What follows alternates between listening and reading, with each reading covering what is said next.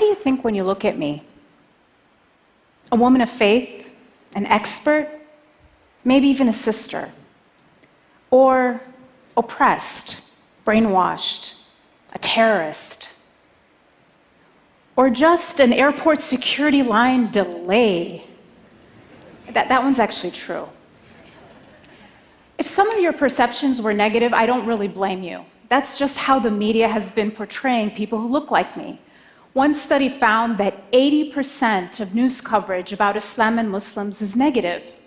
And studies show that Americans say that most don't know a Muslim. I guess people don't talk to their Uber drivers. Well, for those of you who've never met a Muslim, it's great to meet you. Let me tell you who I am. I'm a mom, a coffee lover, double espresso, cream on the side. I'm an introvert. I'm a wannabe fitness fanatic, and I'm a practicing spiritual Muslim. But not like Lady Gaga says, because baby, I wasn't born this way. It was a choice. When I was 17, I decided to come out. No, not as a gay person like some of my friends, but as a Muslim, and decided to start wearing the hijab, my head covering. My feminist friends were aghast. Why are you oppressing yourself? The funny thing was, it was actually, at that time, a feminist declaration of independence from the pressure I felt as a 17-year-old to conform to a perfect and unattainable standard of beauty. I didn't just passively accept the faith of my parents.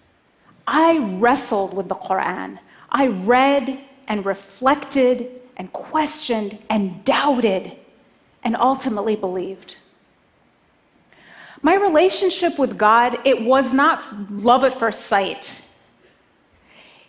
It was a trust and a slow surrender that deepened with every reading of the Quran. Its rhythmic beauty sometimes moves me to tears. I see myself in it. I feel that God knows me. Have you ever felt like someone sees you, completely understands you, and yet loves you anyway? That's how it feels. And so later, I got married, and like all good Egyptians, started my career as an engineer. I later had a child after getting married, and I was living essentially the Egyptian-American dream. And then that terrible morning of September 2001. I think a lot of you probably remember exactly where you were that morning. I was sitting in my kitchen, finishing breakfast, and I look up on the screen and see the words breaking news. There was smoke, airplanes flying into buildings, people jumping out of buildings. What was this? An accident? A malfunction? My shock quickly turned to outrage. Who would do this? And I switched the channel and I hear Muslim terrorist, in the name of Islam, Middle Eastern descent, jihad. We should bomb Mecca. Oh my God. Not only had my country been attacked, but in a flash, somebody else's actions had turned me from a citizen to a suspect. That same day, we had to drive across Middle America to move to a new city to start grad school. And I remember sitting in the passenger seat as we drove in silence, crouched as low as I could go in my seat for the first time in my life, afraid for anyone to know I was a Muslim. We moved into our apartment that night in a new town in what felt like a completely different world. And then I was hearing and seeing and reading warnings from national Muslim organizations saying things like, be alert, be aware, stay in well-lit areas, don't congregate. I stayed inside all week. And then it was Friday, that same week, the day that Muslims congregate for worship. And again, the warnings were, don't go that first Friday. It could be a target. And I was watching the news, wall-to-wall coverage. Emotions were so raw, understandably. And I was also hearing about attacks on Muslims, or people who were perceived to be Muslim being pulled out and beaten in the street. Mosques were actually firebombed. And I thought, we should just stay home. And yet, something didn't feel right. Because those people who attacked our country attacked our country. I get it that people were angry at the terrorists. Guess what? So was I. And so to have to explain yourself all the time isn't easy. I don't mind questions. I love questions. It's the accusations that are tough. Today we hear people actually saying things like, there's a problem in this country and it's called Muslims. When are we going to get rid of them? So some people want to ban Muslims and close down mosques. They talk about my community kind of like we're a tumor in the body of America. And the only question is, are we malignant or benign? You know, a malignant tumor you extract altogether, and a benign tumor you just keep under surveillance. The choices don't make sense because it's the wrong question. Muslims, like all other Americans, aren't a tumor in the body of America. We're a vital organ. Thank you.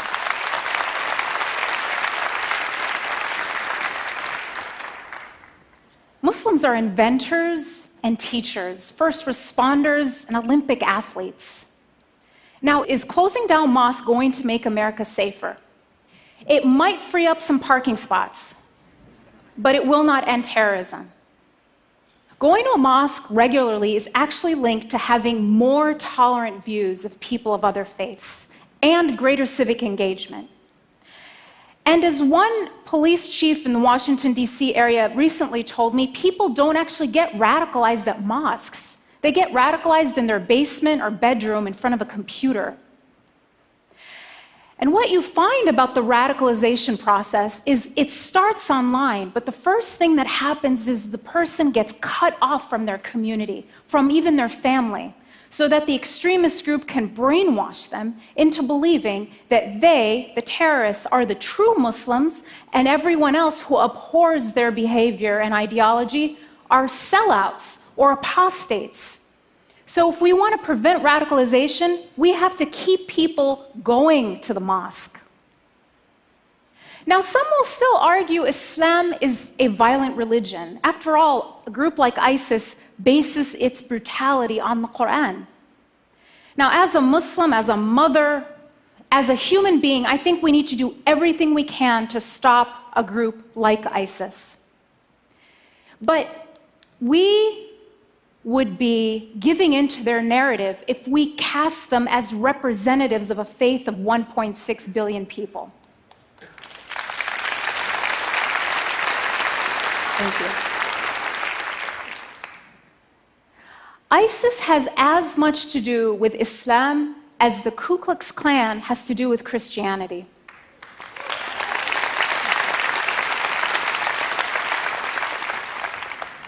Both groups claim to base their ideology on their holy book. But when you look at them, they're not motivated by what they read in their holy book. It's their brutality that makes them read these things into the scripture. Recently, a prominent imam told me a story that really took me aback. He said that a girl came to him because she was thinking of going to join ISIS. And I was really surprised and asked him, had she been in contact with a radical religious leader? And he said the problem was quite the opposite, that every cleric that she had talked to had shut her down and said that her rage, her sense of injustice in the world, was just going to get her in trouble. And so with nowhere to channel and make sense of this anger, she was a prime target to be exploited by extremists promising her a solution. What this imam did was to connect her back to God and to her community. He didn't shame her for her rage. Instead, he gave her constructive ways to make real change in the world.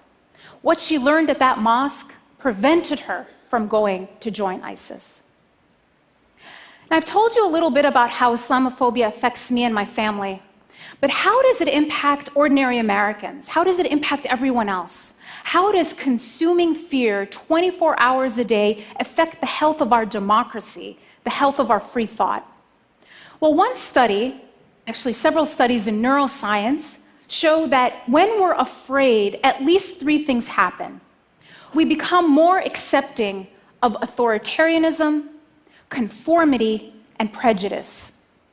One study showed that when subjects were exposed to news stories that were negative about Muslims, they became more accepting of military attacks on Muslim countries and policies that curtail the rights of American Muslims. Now, this isn't just academic. When you look at when anti-Muslim sentiment spiked between 2001 and 2013, it happened 3 times, but it wasn't around terrorist attacks. It was in the run-up to the Iraq War and during 2 election cycles. So Islamophobia isn't just the natural response to Muslim terrorism as I would have expected. It can actually be a tool of public manipulation, eroding the very foundation of a free society, which is rational and well-informed citizens. Muslims are like canaries in the coal mine. We might be the first to feel it, but the toxic air of fear is harming us all.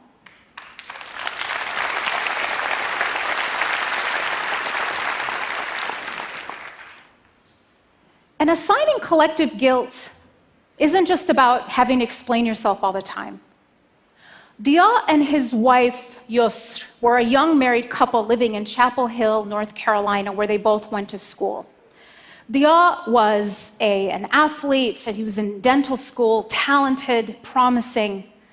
And his sister would tell me that he was the sweetest, most generous human being she knew. She was visiting him there, and he showed her his resume, and she was amazed. She said, "When did my baby brother become such an accomplished young man?"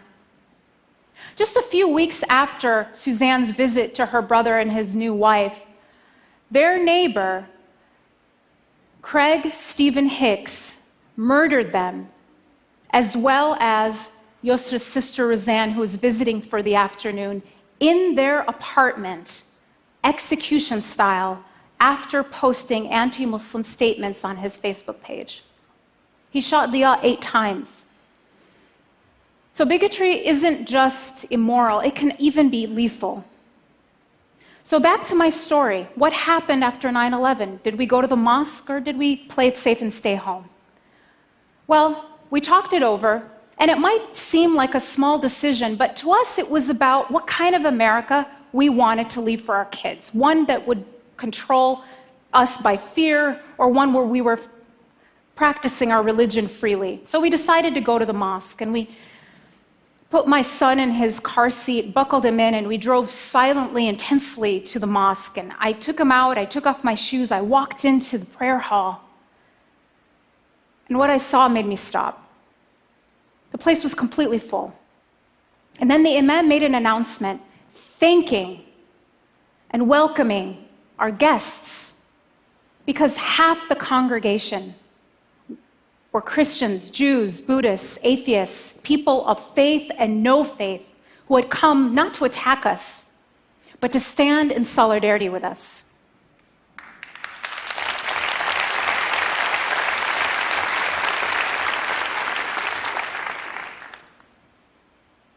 I just break down at this time. These people were there because they chose courage and compassion over panic and prejudice. What will you choose? What will you choose at this time of fear and bigotry? Will you play it safe, or will you join those who say, we are better than that? Thank you.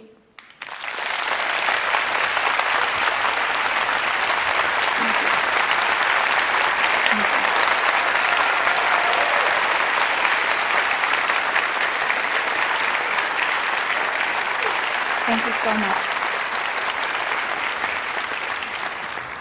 So, Dalia, you seem to have struck a chord, but I wonder, what would you say to those who might argue that you're giving a TED talk, you're clearly a deep thinker, you work at a fancy think tank, you're an exception, you're not the rule? What would you say to those people?